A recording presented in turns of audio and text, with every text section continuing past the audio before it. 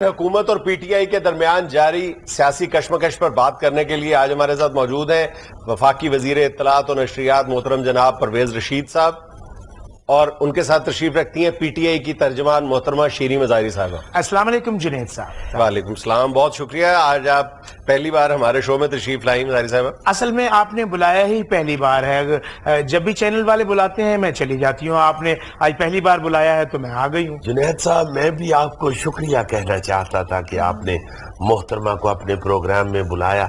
میں چونکہ حسب حال میں اکثر آتا ہوں اور یہاں پہ گفتگو کرتے ہوئے مجھے یہ ساتھ والی سیٹ خالی خالی محسوس ہوتی تھی، تو میں شکر گزار ہوں آپ کا کہ آپ نے اتنی اہم پیپلز پارٹی کی ایم این اے جو ہے پیپلز پارٹی نہیں، میں پیپلز پارٹی کی ایم این اے نہیں ہوں، میں وہ ہوں جس نے آپ کی راتوں کی نیندیں اڑائی ہیں۔ اچھا، آپ مچھر ہیں؟ پرویز رشید صاحب پی ٹی آئی کی ترجمان ہیں۔ اچھا جی، میری محبت پی ٹی آئی، میرا نظریہ پی ٹی آئی، میرا تن من دھن پی ٹی آئی، میرا اوڑھنا بچھونا پی ٹی آئی۔ یہ پی ٹی آئی کوئی کمبل ہے جی؟ پرویز صاحب، ان کا مطلب ہے کہ ان کا سب کچھ پی ٹی آئی ہے۔ جی اچھا، تو مکان بیچ دیا ہے؟ بس یوں ہی سمجھ لیجئے کہ 5-6 مہینے دھرنے میں گزر گئے اور مالک مکان نے سامان گھر سے باہر رکھ دیا۔ بہت افسوس ہوا مجھے یہ سن کے۔ ویسے اس دھرنے نے صرف آپ کو ہی نہیں پورے ملک کو نقصان پہنچایا ہے۔ میرا خیال ہے کہ ہمیں اس طرح کے احتجاج کرتے ہوئے ملک کی عزت اور وقار اور ملک کا نفع نقصان مد نظر رکھنا چاہیے۔ جناب پرہیز شدید صاحب، بہت اچھے، آپ ٹھیک ہے پرہیز کریں، آپ پی ٹی آئی کی ہیں، مگر اتنی شدید نہ کریں کہ میرا نام ہی بدل دیں۔ آپ میری پارٹی بدل سکتے ہیں تو کیا میں آپ کا نام نہیں بدل سکتی؟ جنید صاحب، ہمارے دھرنے نے عوام کو شعور دیا، انہیں بیدار کیا، ہمارے دھرنے نے لوگوں کو جگایا کہ جاگو، اب وقت ہے، جاگو۔ یعنی جگا کے کہا کہ جاگو۔ ویسے افسوس ہے آپ کے دھرنے پہ جس نے 4.25 مہینے کسی کو جگانے پہ لگا دیے، حالانکہ جگانے پہ کچھ 10 سیکنڈ لگتے ہیں کہ اٹھ بھائی چل کام تے۔ پرا جی، ایک بندے کو اٹھانے میں 10 سیکنڈ لگتے ہیں، 18 کروڑ عوام کے 10 سیکنڈ لگائے نا تو 4.25 مہینے بنتے ہیں۔ یہ تو ایک دم شیریں مظاہری سے فردوس عائشہ کمان ہو گئی۔ میرا خیال ہے یہ لیڈیز ترجمان ساری ایک جیسی ہوتی ہے۔ دیکھیں، میں ایک پڑھی لکھی خاتون ہوں۔ تو فردوس عائشہ کمان صاحبہ کا کون سا سیالکوٹ میں تندور ہے؟ وہ بھی ڈاکٹر جی۔ جنید صاحب، دھرنا حکومت کو اس سٹیج پر لے آیا ہے کہ نواز شریف کے پاس استعفے کے سوا کوئی آپشن نہیں۔ آپا جی، گل کافی پرانی نہیں ہو گئی؟ آج کل جوڈیشل کمیشن کی ریل چل رہی ہے۔ بھائی صاحب، کچھ بھی ہو جائے نواز شریف کو جانا ہی پڑے گا۔ آپ نے کل ملتان میں عمران خان صاحب کا سونامی دیکھا ہے؟ ویسے میں حیران ہوں کہ آپ اسے بھی سونامی کہتے ہیں۔ سونامی تو طوفان کا نام ہے۔ کل جتنے بندے تھے جلسے میں وہ تو لگ رہا تھا کہ کسی نے پانی کی بالٹی پھینکی ہوئی ہے۔ لو سن لیں، چھوٹی سی پانی کی بالٹی۔ میں نے چھوٹی سی کہا ہے؟ میں نے پانی کی بالٹی کہا ہے، وہ خود اس کو بھی چھوٹا کر رہے ہیں۔ چلو پانی کی بالٹی صحیح، وہاں لاکھوں لوگ تھے، لاکھوں۔ جلسے کے باہر 2.5 لاکھ روپے کے صرف نان چنے بکے ہیں۔ اچھا، ابھی میں نے 17.5 لاکھ کا سون حلوہ نہیں بتایا۔ تو وہ بتائیں نا پہلے جو 17.5 لاکھ کا ہے۔ 2.5 لاکھ کے نان چنے پہلے بتا رہے ہیں، چونکہ سون حلوہ حافظ کا ہے اس لیے وہ نہیں بتا رہے، اپنے سٹال کا حساب فوراً دے رہے ہیں۔ نان چنے کا پہلے اس لیے ذکر کیا ہے کہ پی ٹی آئی غریب کی پارٹی ہے۔ جی، بہت غریب تھی جی۔ جہانگیر ترین کے پاس وہ کاغذ والے جہاز ہیں۔ خان صاحب پنڈیوں چلے گئے، ادھر سے واپس کیوں نہیں آ رہے جی؟ ادھر سے کوئی پھوک بھرنے والا نہیں۔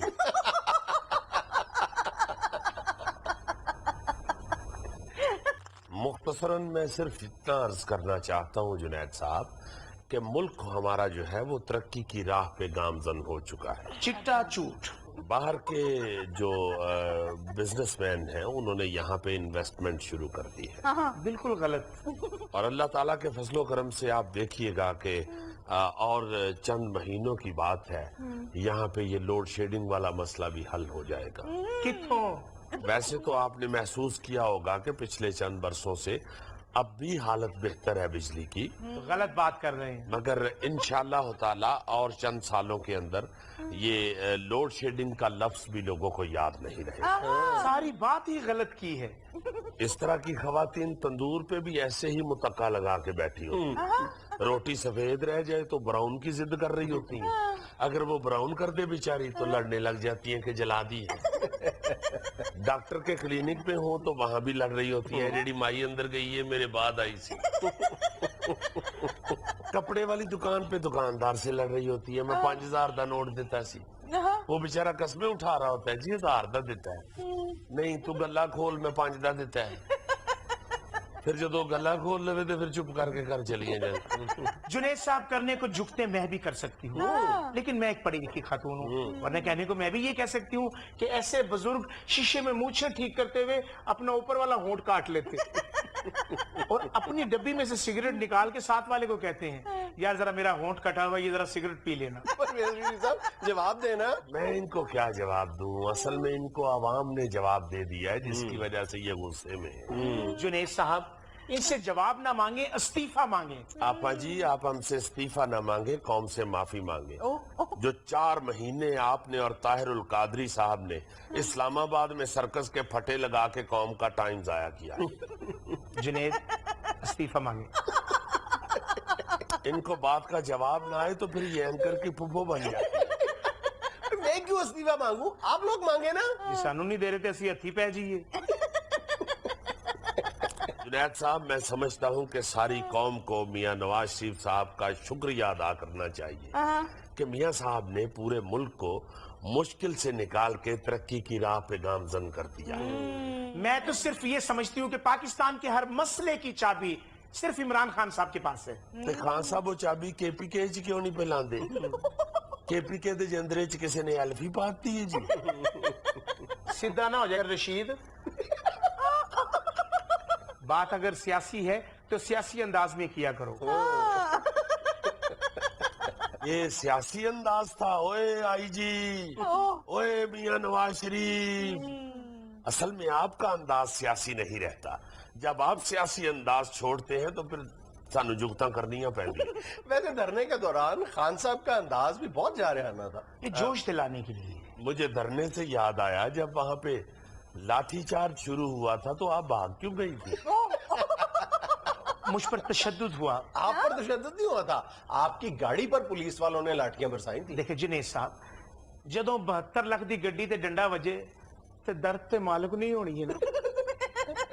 जरा गौर करें जुनैद साहब, जो मुल्क तब्दील करने के लिए आए हैं वो 72 लाख की गाड़ी पे फिरते हैं। ताडे मियां साहब ने केड़ी चिंची रखी।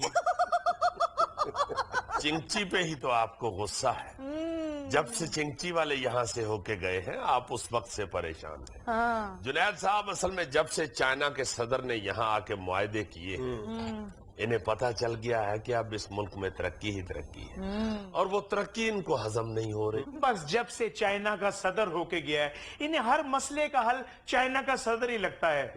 आप कह दें कि बेरोजगारी बहुत है, बेफिक्र हो जाए, चाइना का सदर अभी दौरा करके गया है ना। जिस मुल्क में बिजली नहीं है बेफिक्र हो जाए, चाइना का सदर अभी होकर गया है ना।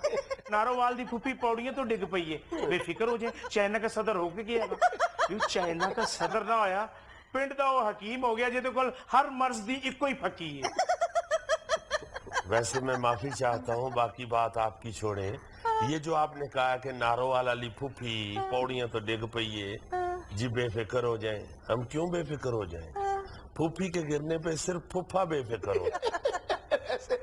परवेज रशीद साहब, बात तो इनकी ठीक है कि आप लोगों के पास चाइना के सदर के दौरे के अलावा बेचने के लिए कुछ है नहीं है। नहीं नहीं ऐसी बात नहीं है जुनैद साहब, आप जरा गौर करें, प्यार से मोहब्बत से देखें इस मुल्क को, हर तरफ आपको तरक्की नजर आएगी। हमने अल्लाह के फजल से आज खुद जो काम किए हैं वो भी सबको नजर आ रहे हैं। ये बात जरा सड़कों के ऊपर ध्यान तो मारे। बस कुछ नजर नहीं आएगा सड़कों पे सिवाय पुलों के, बस पुल पे पुल बनाए जा रहे हैं। ये भी बात आप गलत कर रही हैं। हमने पुल बनाए हैं, पुल पे पुल नहीं बनाए। अगली दफा आएंगे तो इन्हीं पुलों पे पुल बनाएंगे। जुनेद साहब इनके शबाज शरीफ साहब पुल बनाने के तो इतने शौकीन हैं, अगर सीधी सड़क पड़ी हो उसे उठा के पुल बना देते हैं। ये पुल तो आपने बना दिया है, अंडरपास कैसे बनाएंगे? उसी पुल को यूं कर दें, अंडरपास बन जाए। नाज़रीन, ये था आज का ख्याल। खुश रहें, खुश रखें। आपसे मुलाकात होगी इंशाल्लाह कल। अल्लाह हाफ़िज़।